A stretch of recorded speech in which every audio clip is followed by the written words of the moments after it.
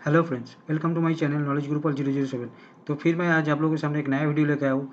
इस वीडियो का टॉपिक्स जो है, आज हम लोग देखेंगे कि जीएसटी में हम लोग जब परचेस करते हैं तो परचेस का बिल अगर अपना जो सप्लायर या सेलर जो होता है वो बिल को अगर अपलोड नहीं करता है तो उस टाइम में कैसे हम लोग जीएसटी का पोर्टल के थ्रू कैसे उसके कम्युनिकेट करें। तो ये वाला सर्विस का जो मेन पार्ट जो है इसको अभी इनेबल कर दिया गया है जीएसटी डिपार्टमेंट के थ्रू। तो वही मैं आप लोगों को आज दिखाऊंगा। तो इसके लिए हम लोग को करना क्या है, देखिए जीएसटी पोर्टल को मैं लॉगिन कर लिया हूँ। इसके बाद मैं सर्विस में क्लिक कर देता हूँ। सर्विस में क्लिक करने के बाद यूज़र सर्विस से ड्रॉप डाउन में देखिए कम्युनिकेशन बिटवीन टैक्स पेयर्स, ये पहले इनेबल नहीं था बट अभी ये इनेबल्ड हो गया। इसमें मैं क्लिक कर देता हूँ। क्लिक करने के बाद देखिए आपके सामने ये ऐसा एक इंटरफेस आएगा। इसमें हम लोग क्या क्या कर सकते हैं, देखिए अगर सपोज हम लोग किसी से परचेस किया है, उसका हम लोग आईटीसी क्लेम किया है, बट उसने अपना जो सप्लाई का जो बिल है, मतलब जो परचेस हम लोग जो अपने पास तो बिल आया, बट वो जो हम लोगों को जो सेल का जो बिल है वो अपने तरफ से उसको जीएसटीआर में अपलोड नहीं किया है। तो उस टाइम में क्या होता है, हम लोगों के साथ उसका आईटीसी हम लोग अगर ले लेते हैं, बट यहाँ पे आईटीसी लेते हैं बट उसका बिल जब 2A 2B में जब शो नहीं करता है तो आईटीसी का डिफॉल्टर हो सकते हैं हम लोग। या तो मान के चलिए कि हम लोग कुछ आईटीसी क्लेम नहीं किया है, वो बिल शो किया, हम लोगों के साथ उसका रिकॉन्साइल करना है, वो भी हम लोग कर सकते हैं। या तो ये बहुत ज़रूरी है, अगर हम लोग मतलब कोई भी फ़ाइनेंशियल ईयर एंडिंग जब चल रहा है, मतलब ईयर एंडिंग होने से पहले ये करना चाहिए। कोई भी क्वार्टर एंडिंग भी होता है उस टाइम भी हम लोग कर सकते हैं। या तो मान के चलिए कि जो बिल का जो टाइम पीरियड होता है, मतलब एक परचेस करने के बाद परचेस का बिल का जो टाइम पीरियड है 180 डेज के अंदर हम लोग अगर पेमेंट कर देते हैं, उसके बाद भी ये बिल अगर वहाँ पे अपलोड नहीं हुआ तो अपना ये पोर्टल में शो नहीं करते।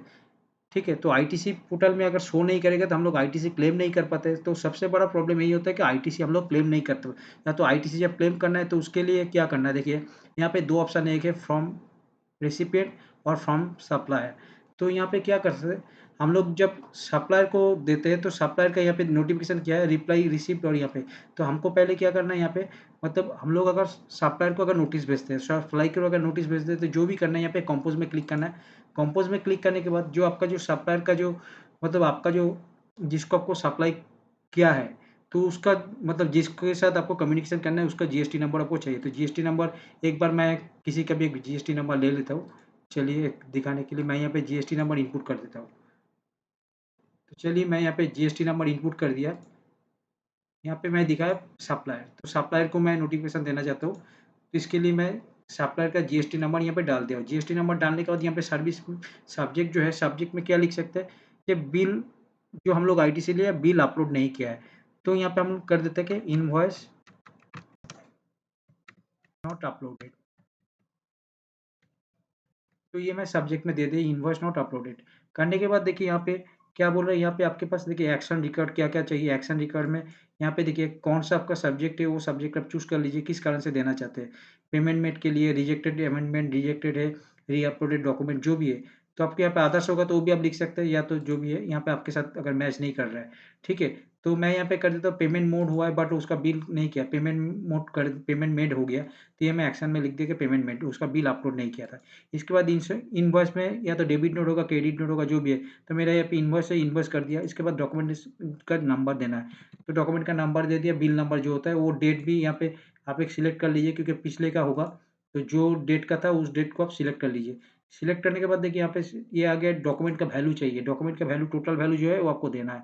मान के चलिए टोटल वैल्यू है, टोटल वैल्यू मैं दे दिया। ये यहाँ पे स्टेट सप्लाई करना है। इसके बाद इनवॉइस का नोट सप्लाई मतलब रेगुलर और डीम एक्सपोर्ट, तो यहाँ पे रेगुलर में कर दिया। और वो अगर रिवर्स चेंज का होगा तो यहाँ पे रिवर्स चेंज में आप अप्लाई कर सकते हैं। उसके बाद देखिए ऐड में क्लिक करना है। ऐड में क्लिक करने के बाद यहाँ पे आपको रेट ऑफ परसेंटेज देना है, जो परसेंटेज में आपको बिल था वो दे दीजिए। उसके बाद आपको जो टैक्सेबल वैल्यू था वहाँ पे दे दीजिए। टैक्सेबल वैल्यू यहाँ पे पुट करने के बाद यहाँ पे देखिए ये आ गया। तो यहाँ पे ये दोनों मैच करना चाहिए, मेरा गलत हो गया जो भी है। तो यहाँ पे तो ये हो गया आपका वैल्यू। तो यहाँ पे शेष अगर कुछ होगा तो दे दीजिए। यहाँ पे देने के बाद यहाँ पे आप ऐड करके यहाँ पे सेव करने से ये सेव हो जाएगा। ठीक है, ये सेव हो गया। ये सेव होने के बाद इसके बाद अगर आपको नया करना है तो उसके बाद आपको वो जो ऐड वाला क्लिक करना है, तो उसके बाद और भी ऐड कर सकते हैं। उसके बाद आप यहाँ पे रिमार्क्स में कुछ लिखना चाहते हैं तो वो भी देते हैं, यहाँ पे लिख सकते हैं। तो मैं यहाँ पे कुछ लिख देता हूँ, मैं सेमी लिख देता हूँ, इनवॉइस नॉट अपलोडेड बोल के कर देता हूँ। आप तो आप लोगों का जो भी रेसिपिएंट को रिमार्क्स देना चाहते हैं तो वो आप कर सकते हैं। तो रेसिपिएंट के यहाँ पे मैं और भी लिख देता हूँ, पेमेंट हैज़ बीन मेड। ठीक है, तो ये मैं लिख दिया। लिख देने के बाद यहाँ पे आप अगर चाहे तो अपलोड अटैचमेंट, मतलब यहाँ पे आप अपलोड में क्लिक करके अपना जो सेल्स का जो लेजर है, आप लेजर भी भेज सकते हैं, तो आपको उसके साथ रिकंसिल करने के लिए। यहाँ पे करने के बाद देखिए, आपको यहाँ पे जब सेंड में क्लिक करना है, ये सब कुछ करने के बाद सेंड में क्लिक करने के बाद उसके पास ये नोटिफिकेशन चल जाएगा। तो ये नोटिफिकेशन जाने के बाद उसके पास जब नोटिफिकेशन जाएगा, वो नोटिफिकेशन कहाँ पे शो होगा, यहाँ पे जो बेल आइकन दिखाता है, मतलब आपको अगर कोई नोटिफिकेशन भेजेगा तो यहाँ पे शो होगा। तो ये भी आपके पास, आप जब नोटिफिकेशन भेजेंगे तो वहाँ पे उसके पास शो हो जाएगा, उसके पास मिल जाएगा तुरंत। और मान के चलिए कि यहाँ पे कुछ गलत हुआ, इसको अगर नहीं करना है, तो उसके बाद क्या करना है, इसमें रीसेट में क्लिक करना है। देखिए रीसेट में क्लिक करने के बाद बोल रहा है all details entered in the message to the counter party will be deleted, do you intend to continue. यहाँ पे इंटेंड टू कंटिन्यू मैं यहाँ को रीसेट कर दिया, क्योंकि ये अभी मुझे नहीं भेजना है, तो इसको फिर मैं रीसेट कर दिया, इसको यस करना है।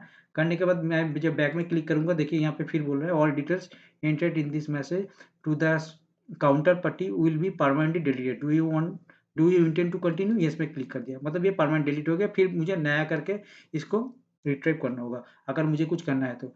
ये था आज का वीडियो। आई होप कि ये वीडियो आप लोगों को अच्छा लगे तो वीडियो को लाइक जरूर कर देना और ज़्यादा से ज़्यादा शेयर करना, दूसरे का नॉलेज में काम में आए। और चैनल में अगर नया है तो चैनल को सब्सक्राइब जरूर कर देना और बेल आइकन को क्लिक कर देना कि दूसरा वीडियो का नोटिफिकेशन आपके पास पहले आ जाए।